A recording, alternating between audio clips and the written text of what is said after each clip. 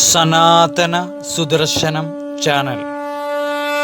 ഞാൻ ഹരിലാൽ രാജൻ.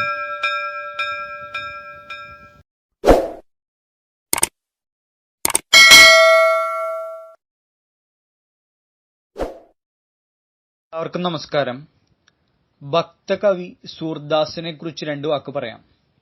1560 സൂർദാസ് ജനിച്ചത്. അദ്ദേഹത്തിന്റെ ജന്മസ്ഥലം ആഗ്ര മധുര റോഡിൽ സ്ഥിതി ചെയ്യുന്ന രേണുക ക്ഷേത്രം എന്ന പ്രസിദ്ധിപെറ്റ സ്ഥലമാണ്. ഹിന്ദിയുടെ ഭക്തിയുഗത്തിൽ സഗുണ ഭക്തിധാര എന്നും നിർഗുണ ഭക്തിധാര എന്നും രണ്ട് ശാഖകൾ ജന്മമെടുത്തു. നിരാകാരനായ പരമാത്മാവിനെ സഗുണ രൂപമായി കാണുന്നതിന് സഗുണഭക്തി എന്നും, നിരാകാര പരമാത്മാവിനെ നിർഗുണ രൂപമായി കാണുന്നതിന് നിർഗുണഭക്തി എന്നും പറഞ്ഞുവരുന്നു. സഗുണഭക്തിശാഖ തന്നെ രാമഭക്തിശാഖയെന്നും നിർഗുണഭക്തിശാഖ എന്നും രണ്ട് ചേരിയായി തിരിഞ്ഞ് പ്രവർത്തനം ആരംഭിച്ചു. രാമഭക്തിശാഖയിൽ തുളസീദാസും കൃഷ്ണഭക്തിശാഖയിൽ സൂർദാസും പ്രഥമഗണനീയന്മാരായിരുന്നു. ശ്രീകൃഷ്ണ ഭഗവാന്റെ പരമഭക്തനായിരുന്നു ശ്രീ സൂർദാസ്. ഭഗവാനിൽ മാത്രം ലയിച്ചു ജീവിച്ചിരുന്ന അദ്ദേഹത്തിന് കണ്ണിന് കാഴ്ചയില്ലായിരുന്നു. കണ്ണ് കാണില്ല എങ്കിലും ഭഗവാൻ ശ്രീകൃഷ്ണന്റെ സാന്നിധ്യമെങ്കിലും ഒന്നറിയാൻ അദ്ദേഹം വല്ലാതെ കൊതിച്ചു. അദ്ദേഹം മനസ്സുരുകി ഭഗവാൻ ശ്രീകൃഷ്ണനെ വിളിച്ചു. പെട്ടെന്ന് അദ്ദേഹത്തിന് ഹരിചന്ദനത്തിന്റെയും വനമാലയുടെയും ഗന്ധം അനുഭവപ്പെട്ടു. കൃഷ്ണ കൃഷ്ണ എന്ന് വിളിച്ചുകൊണ്ട് കണ്ണ് കാണാത്ത അദ്ദേഹം കൃഷ്ണനെ തിരഞ്ഞു നടന്നപ്പോൾ കൃഷ്ണൻ ഓടിവന്ന് അദ്ദേഹത്തിന്റെ അരയിൽ പിടിച്ചു. അരയിൽ കെട്ടിപ്പിടിക്കുകയാണ് ഭഗവാൻ ശ്രീകൃഷ്ണൻ. ആ ആനന്ദലഹരിയിൽ കുതിർന്ന് സൂർദാസ് കൃഷ്ണ കൃഷ്ണ ഇനി ഞാൻ നിന്നെ എങ്ങോട്ടും വിടില്ല എന്ന് പറഞ്ഞ് ആ ഭഗവാൻ ശ്രീകൃഷ്ണനെ വാരി പുണരാൻ തുടങ്ങി. ഭഗവാൻ കൃഷ്ണൻ പെട്ടെന്ന് അദ്ദേഹത്തെ തള്ളി മാറിപ്പോവുകയാണ് അവിടുന്ന്. അപ്പോൾ ചിരിച്ചുകൊണ്ട് സൂർദാസ് പറയുകയാണ് ഭഗവാനോട്, എന്റെ കൃഷ്ണ, ഇത് അത്ര വലിയ മഹത്തായ കാര്യമൊന്നുമല്ല അങ്ങ് ചെയ്യുന്നത്. കുവലയാപീഠമെന്ന 1000 ആനകളുടെ ശക്തിയുള്ള മദയാനയെ വധിച്ചവനാണങ്ങ്. ചാണൂര മുഷ്ടികന്മാരെന്ന മഹാമല്ലന്മാരെ കേവലം ബാലനായിരുന്ന അങ്ങ് വധിച്ചുവല്ലോ. ഗോവർദ്ധനമെന്ന ആ മഹാഗിരിയെ, ആ പർവ്വതത്തെ തന്റെ ഇടതു കൈകൊണ്ട്, ചെറുവിരൽ കൊണ്ട് ബാലനായിരിക്കുന്ന അങ്ങ് 7 ദിവസം രാവും പകലുമില്ലാതെ ചുമന്നതാണല്ലോ. അങ്ങനെയുള്ള നിനക്ക് എന്നെ തള്ളി മാറ്റുവാൻ വളരെ നിഷ്പ്രയാസം കഴിയുമല്ലോ. ആരും ഇതിനെ വലിയ കേമമായി എന്ന് പറയുകയില്ല കൃഷ്ണ. നീ അത്ര വലിയ മിടുക്കനാണെങ്കിൽ കാണട്ടെ നിന്റെ മിടുക്ക്. ഞാൻ നിന്നെ ഭക്തിയാകുന്ന പാശം കൊണ്ട് എന്റെ ഹൃദയത്തിൽ ബന്ധിക്കുകയാണ് നിന്നെ കൃഷ്ണ.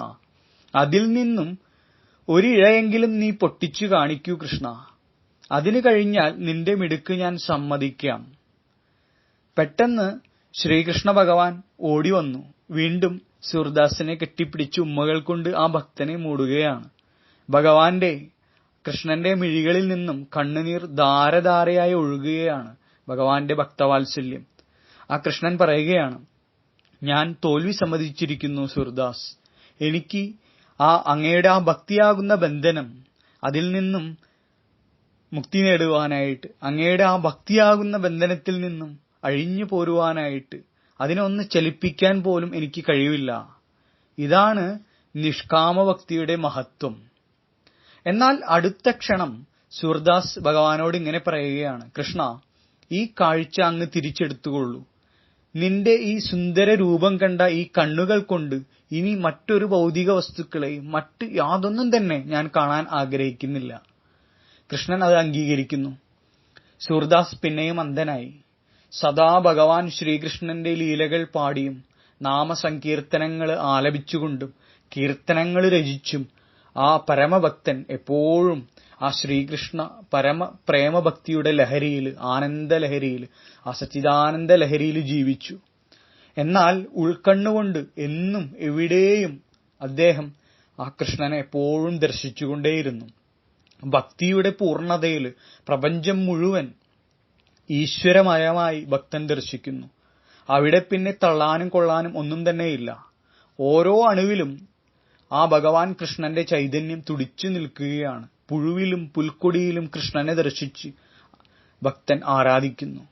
ഒരു ഉറുമ്പിനെ പോലും നമസ്കരിക്കുന്ന ലളിതമായിട്ടുള്ള വിനയാന്വിതനായിട്ടുള്ള ഭക്തന്റെ ഭാവം, സർവ്വതിനോടും സകലതിലും ആദരവ്, എല്ലാവരോടും ആദരവ്, എല്ലാം ഈശ്വരേച്ഛയായി സ്വീകരിക്കുന്ന മനോഭാവം, വിനയം, ഇതൊക്കെയുള്ളവനാണ് യഥാർത്ഥ ഭക്തൻ. മറ്റുള്ളവരിൽ കൃഷ്ണനെ ദർശിക്കാൻ സാധിക്കുക, അങ്ങനെയുള്ളവനാണ് യഥാർത്ഥ കൃഷ്ണഭക്തൻ. അങ്ങനെയുള്ള മറ്റുള്ളവരെ സേവിക്കുക, അതാണ് ഉത്തമ കൃഷ്ണഭക്തന്റെ ലക്ഷണം. അങ്ങനെ സംസാരസാഗരത്തിൽ നീന്തിത്തുടിക്കുന്ന അസംഖ്യം മനുഷ്യരാശികൾക്ക് ഏകാധാരമായ ആ പരബ്രഹ്മത്തെ ആധാരമാക്കിയ ഭക്തിയിൽ ആമഗ്നനായി സ്വന്തം തൂലിക ചലിപ്പിച്ച സൂർദാസ് ഒരു നീണ്ട ജീവിത ജൈത്രയാത്രയ്ക്ക് ശേഷം ജീവൻ മുക്തനായിത്തീർന്നു. ശൈശവകാലം മുതൽ ഭഗവാൻ ശ്രീകൃഷ്ണന്റെ ഭക്തനായി, ശ്രീകൃഷ്ണ ഭക്തനായി തന്നെയാണ് അദ്ദേഹം കഴിഞ്ഞുകൂടിയിരുന്നത്. യൗവനകാലത്തും ആ കൃഷ്ണനിലുള്ള ഭക്തിയിൽ മുഴുകിയിരുന്നു അദ്ദേഹം. ലൗകിക സുഖങ്ങളിലുള്ള ആസക്തിയൊന്നും കൂടാതെ തന്നെ ഭഗവാൻ ശ്രീകൃഷ്ണ പരമാത്മാവിന്റെ ആ ഭഗവാൻ കൃഷ്ണനെ തന്റെ സഖാവ് എന്നുള്ള രീതിയിൽ അദ്ദേഹം വീക്ഷിച്ചിരുന്നു. അദ്ദേഹത്തിന്റെ ആഗ്രഹം ഭക്തിയിൽ ലയിച്ച്, ഭഗവാനിലുള്ള പരാഭക്തിയിൽ ലയിച്ച് വൈകുണ്ഠപദം പൂകണം എന്നായിരുന്നു. യുഗയുഗാന്തരം വരെയും ആ പുണ്യാത്മാവായ സൂർദാസിന്റെ നാമധേയം നിലനിൽക്കുകയും ചെയ്യും, സംശയമില്ല. ഹിന്ദി സാഹിത്യ നഭോമണ്ഡലത്തിൽ മിന്നിത്തിളങ്ങുന്ന മറ്റൊരു സൂര്യനാണ് ഭക്തകവി സൂര്യദാസ്. ഹരേ കൃഷ്ണ.